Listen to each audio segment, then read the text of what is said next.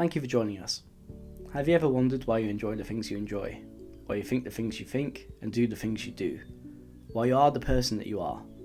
These are all questions that you ask frequently when studying psychology. As a psychology graduate, I've had a deep fascination with what makes us the people that we are today, and a large part of that is our sexualities and our sexual preferences. Sex education is lacking. Here in the UK, there is an abundant lack of willingness to talk about, acknowledge, or explore sex as a topic, and this ignorance has sadly spread to the education curriculum. In schools, sex education consists of STIs, how to wear a condom, not much else, leaving impressionable teens to either be reluctant to talk about sex, or to seek information from places such as porn. In the last video, we addressed sexual masochism, as both a preference and as a disorder. If you're yet to watch that video, I recommend pausing this one and giving it a watch first, because today's topic is linked very closely. Today we'll be exploring sexual sadism, which is the polar opposite of sexual masochism, and often depicted in the public media in a similarly poor taste. As mentioned in the last video, the most popular depiction of sadomasochistic relationships are sadly franchises such as 50 Shades of Grey, which depicts sadistic individuals as explicitly abusive and cruel, and masochistic individuals as helpless victims romanticising their abuse. This video will attempt to address the issues with this depiction, exploring the root of sadistic tendencies, the dangers, and of course the potential beneficial results. So, what is sadism? The Oxford English Dictionary defines someone who is sadistic as a person who gets pleasure, especially sexual pleasure, from hurting other people. Although the term doesn't explicitly apply to only physical pain, and can encompass a much wider variety of stimuli such as degradation, humiliation, or submission. Much like masochism, sexual sadism can be defined as a paraphilia in accordance to the DSM-5. Although not everybody who identifies as having sadistic tendencies or desires can be diagnosed as having sadism disorder. In order for an individual to be diagnosed with sadism disorder, they must first experience intense arousal from the physical or psychological suffering of another, as manifested by fantasies as well as behaviours for at least 6 months or more. The individual must also have acted on these fantasies with a non-consenting person, or the fantasies must have significantly impaired important aspects of their life, such as their employment or their relationships. As such, if an individual experiences sadistic desires or explores sadistic practices within a consensual and safe environment, while they may have sadistic sexual interests, they do not meet the criteria for sexual sadism disorder. It's important to note that an individual can receive sexual gratification from sadistic practices, but so long as those practices are within a safe, consensual and trusting environment, then that individual is unlikely to have sexual sadism disorder. So what makes a sadist? As with many things in psychology, there is yet no definitive answer to that question. There are several assumptions and theories surrounding what might inspire sexually sadistic tendencies, and there are furthermore theories surrounding what might influence these tendencies to become a disorder, although these of course do not apply to everybody. One such theory for the development of sadistic tendencies is that sadism can be explained through the lens of operant conditioning. This theory looks at sadism as a learned behaviour, perhaps the result of an individual watching particularly sadistic porn whilst masturbating, and thereby creating an association between witnessing pain and feeling pleasure. This theory suggests that over a period of time an individual might learn to become sadistic as a result of the stimulus-reward dynamic. An American study by Tell Me What You Want, surveying 4,175 participants, found that sadistic tendencies correlated significantly with a variety of other traits, for example sensation-seeking, risk-taking, and an overactive imagination. The study also found that those exhibiting sadistic tendencies tended to have an unrestricted socio-sexual orientation, essentially meaning that they found it easier to differentiate between sex and emotion. These findings make sense due to the fact that highly empathetic people would likely struggle seeing someone else in pain, whereas those who distinctly see sex and emotions as two very separate things would perhaps find it easier to therefore inflict sexual pain onto somebody, when in a mutually consensual environment. But the interesting thing to note about these findings is that the study also suggested that sadistic fantasies in men often correlated with lower self-esteem or higher attachment anxiety.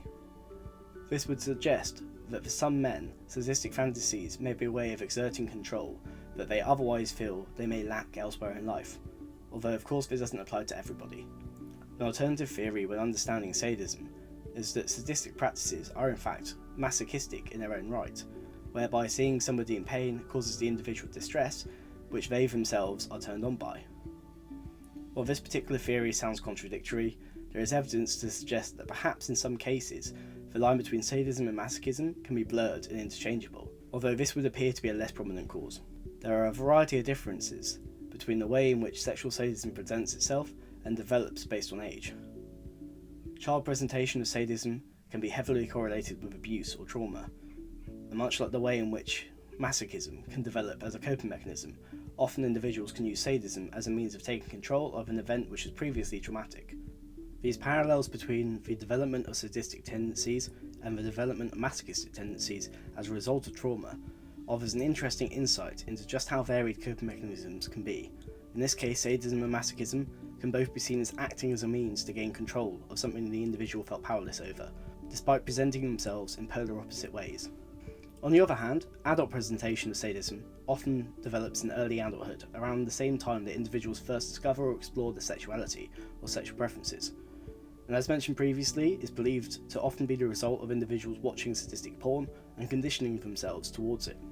Due to there being no universally accepted explanation for sexual sadism, there are a variety of theories surrounding potential biological causes of this paraphilia, with evidence coming in the form of abnormal results from neuropsychological and neurological tests taken from offenders whose crimes were of a sexually sadistic nature. While there are correlations between these abnormal results and the sadistic nature of the offender's crimes, these are only applicable to those who have actually acted criminally, and by no means represent the psychological state of everybody with sadistic tendencies. So, what are the risks?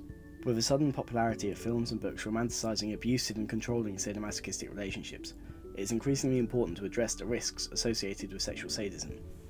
This video won't be addressing the links between sexual sadism and criminality in much detail, as that's a whole different topic in and of itself. Although it's important to note, there is no justification for individuals who enact their sadistic fantasies in unconsenting ways. While this video won't focus on those links, I will mention that while both men and women are equally prone to sadistic tendencies, males are more likely to exhibit sadistic tendencies outside of the parameters of consent, although these are still rare. As mentioned previously, sadistic tendencies can often develop at a young age as a response to abuse or trauma, and this is often the case in individuals who go on to commit sexually sadistic crimes in later life, replicating the cycle of abuse commonly found in those convicted of sexual offences.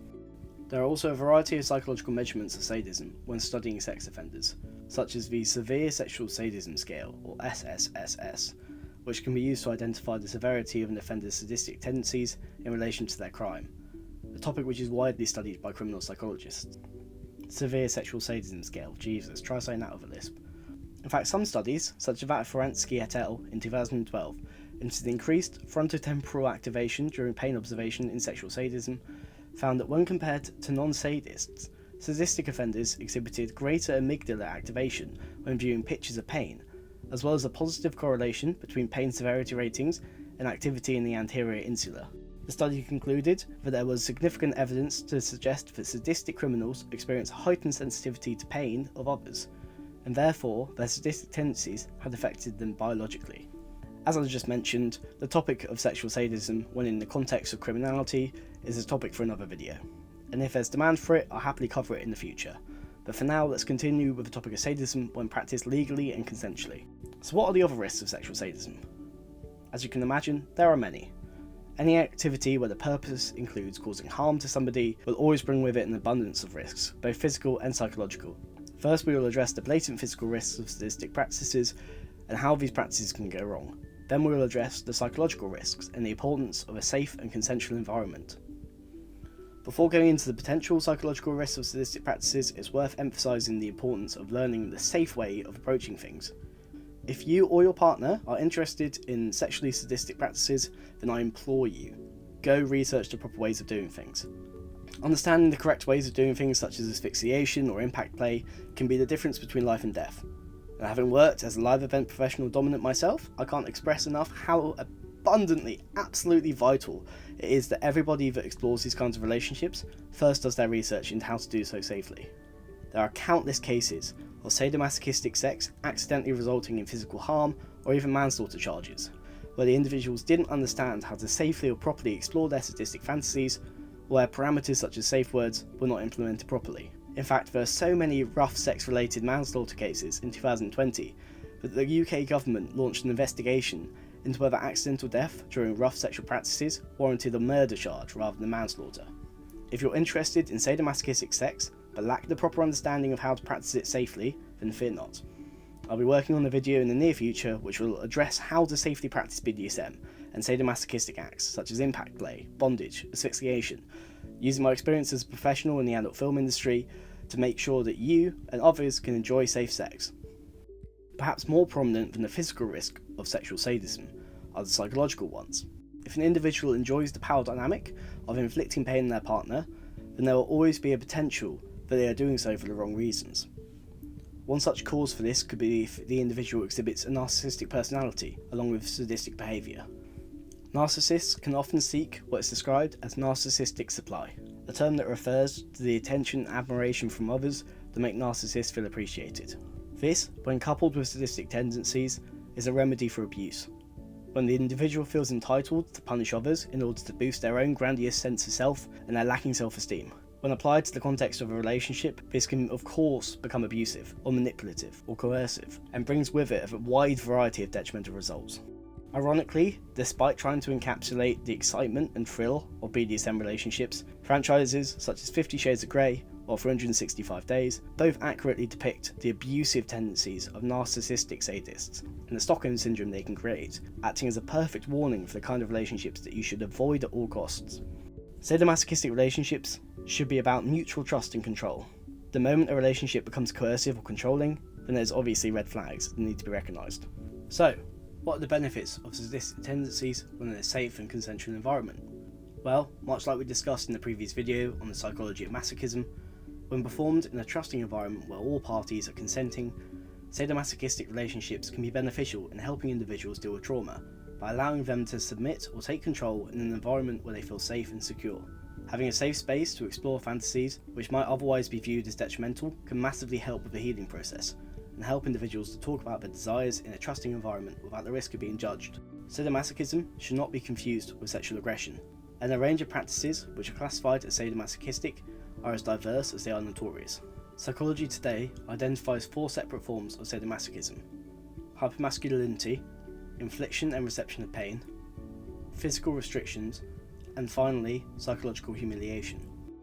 When in the right context, sadomasochism can be a means of intensifying a sexual relationship. Pain releases endorphins, and these practices can be beneficial in testing and establishing boundaries as a couple, building trust and intimacy, or experimenting with sexual expression. In her book, Aesthetic Sexuality, Romana Bine even goes as far as to argue that these practices can be seen as an expression of identity through pleasure, and as such can be compared to the creation of art.